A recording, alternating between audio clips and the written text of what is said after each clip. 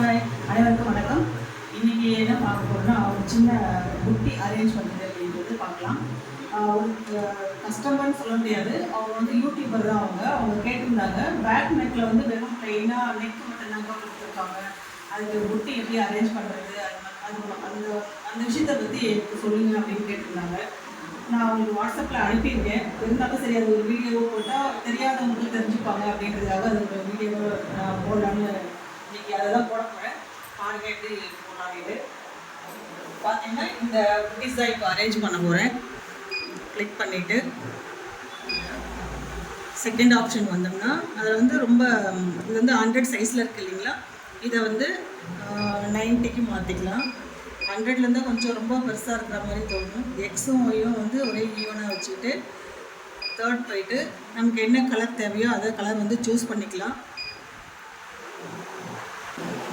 பார்த்திங்கன்னா 2 கலர் தான். அதில் வந்து நான் வந்து இப்போ அதில் வந்து 5லேயும் 9லேயும் கொடுத்துருக்கேன். 9ல் வந்து நார்மல் த்ரெட்டும் 5ல் வந்து ஜரியும் கொடுத்துருக்கேன். அதுதான் இப்போ நான் வந்து இதில் கொடுத்துருக்கேன். பார்த்திங்கன்னா ஃபஸ்ட் நம்பர் வந்து 5லேயும், செகண்ட் வந்து 9ம், திருப்பி அவுட்லைன் போகிறது வந்து திரும்ப ஜரியிலேயே வர்றதுனால திரும்ப அது 5 தான் கொடுத்துருக்கேன். போட்டுட்டு நெக்ஸ்ட்டு 4th ஆப்ஷன் போயிட்டு கன்ஃபார்ம் இஎம்பி கொடுத்துருங்க. கொடுத்துட்டு இப்போ நம்ம போட ஆரம்பிக்கலாம். இப்போ நமக்கு எங்கெங்கே தேவைங்கிறத முதல்ல நம்ம வந்து மார்க் பண்ணிக்கணும். இப்போ நெக்கு வந்து போட்டு முடிச்சிருச்சு. இப்போ பார்த்திங்கன்னா இதில் வந்து நம்ம மார்க் பண்ணி வச்சுக்கலாம். எங்கெங்கே நமக்கு புட்டிஸ் அரேஞ்ச் பண்ணணுமோ அங்கெல்லாம் வந்து ஒரு சின்ன டாட் மாதிரி வச்சுக்கலாம். இந்த மாதிரி ஸ்கேல் இருந்தால் நீங்கள் வந்து ஒரே ஈவனாக இருக்கணுன்றதுக்காக ஸ்ட்ரெயிட்டாக, இது கொஞ்சம் முன்ன பின்ன இல்லாமல் ஸ்ட்ரெயிட்டாக இருக்கிறதுக்காக இங்கே ஒன்று இந்த மாதிரி மார்க் பண்ணிக்கோங்க.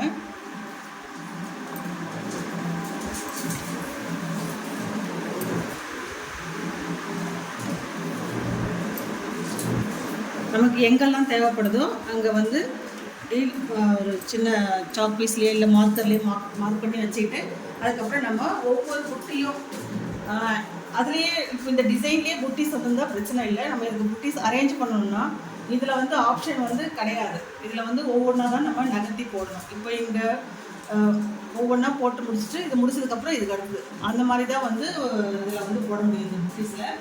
இப்போ நம்ம பார்ப்போம் எங்கே ஒர்க் பண்ணிட்டு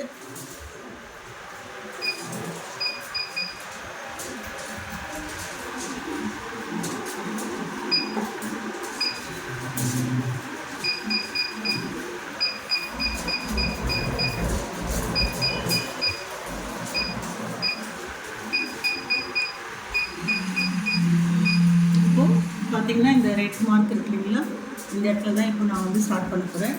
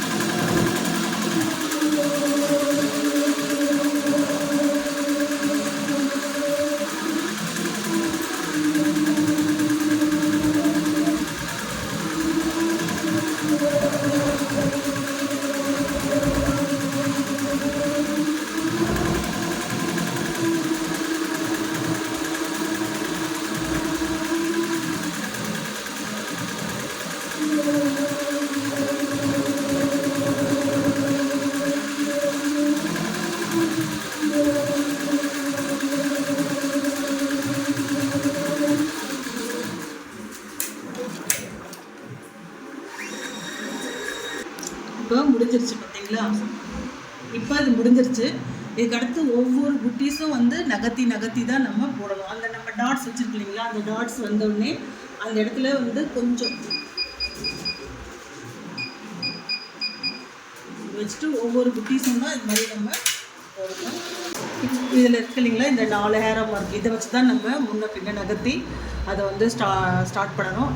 இப்போ நான் இதை செகண்ட் புட்டிஸ் போட்டிருக்கேன். அதுக்கடுத்து இந்த கார்னர் புட்டி வரும்போது உங்களுக்கு பாருங்கள், இதெல்லாம் நான் வந்து போட்டுட்டு கடைசி இந்த கார்னர் வருது இல்லைங்களா, இந்த கார்னர் வரும்போது ஒவ்வொரு முறையும் ஃப்ரேமில் இடிக்குதா இல்லையான்னுட்டு நம்ம செக் பண்ணிட்டு தான் வந்து நம்ம போடணும். அது இதெல்லாம் போட்டு முடிச்சதுக்கப்புறம் ஒரு புட்டி வந்து அதுக்கு காட்டுற எப்படி போடணும்.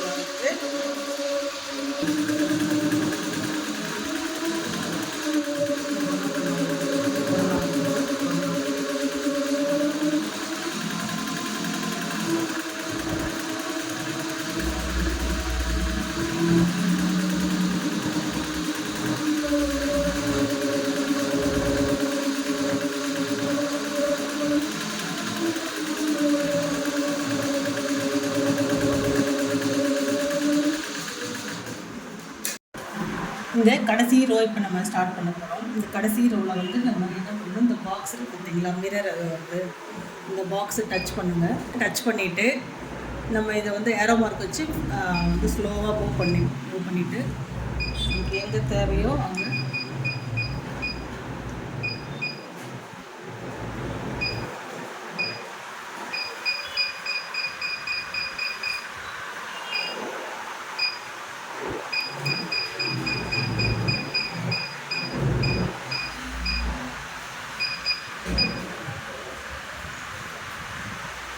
பாருங்கள். இந்த க்ரீன் இது இருக்குது இல்லைங்களா, இது நம்ம இன்னும் கொஞ்சம் மூவ் பண்ணிகிட்டே போனோம்னா பிங்க் கலர் வந்துடும். இப்போ ஃப்ரேம் இடிக்குது நமக்கு வந்து ஒரு சிக்னல்.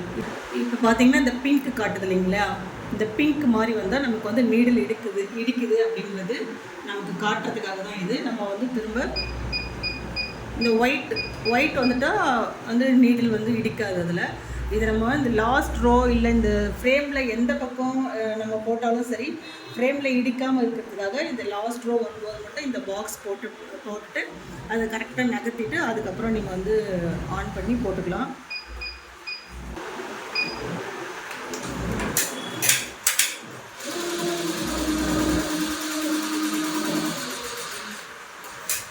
மார்க் பண்ணியிருக்கிற பாயிண்ட் வந்து ரொம்ப எட்ஜில் இருக்குதா, இந்த மாதிரி மார்க் பண்ணிட்டாலும் பரவாயில்ல, ஆனால் அது இடிக்காமல் இருக்கணுன்றதுக்காக நீங்கள் கொஞ்சம் மேலே நகர்த்தி போட்டுக்கோங்க. நான் இது மார்க் பண்ணியிருக்கேன், நீங்களும் அதே மாதிரி பண்ணாதீங்க. எங்கே கொஞ்சம் மேலே ஏற்றி போடுங்க. மேலே ஏற்றி போட்டால் தான் நீடில் வந்து இடிக்காமல் இருக்கும்.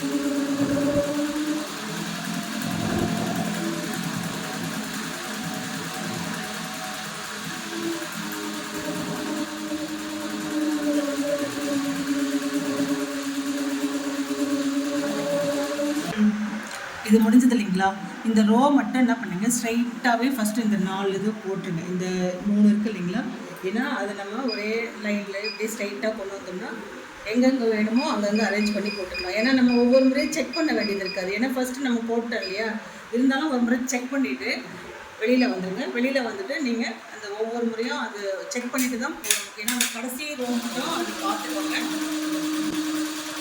இன்றைக்கி இந்த வீடியோ தாங்க, பாருங்கள் எப்படி இருக்குன்னு சொல்லுங்கள். இதோட ஃபுல் ஃபோட்டோஸ் வந்து நான் ஷார்ட்ஸில் போட்டேன், பாருங்கள். இன்றைக்கி இந்த வீடியோ உங்களுக்கு பிடிச்சிருந்தா லைக் பண்ணுங்கள், ஷேர் பண்ணுங்கள், கமெண்ட் பண்ணுங்கள். மறக்காமல் சப்ஸ்கிரைப் பண்ணி வச்சுக்கோங்க. பெல் பட்டனையும் ப்ரெஸ் பண்ணி வச்சுக்கோங்க. அப்போ தான் நான் போடுற ஒவ்வொரு நோட்டிஃபிகேஷனும் உங்களுக்கு வந்து சேரும். ஏதாவது உங்களுக்கு இதில் டவுட் இருந்ததுன்னா எனக்கு மெசேஜ் பண்ணுங்கள். எனக்கு தெரிஞ்சதை நான் உங்களோட ஷேர் பண்ணிக்கிறேன். பாய்.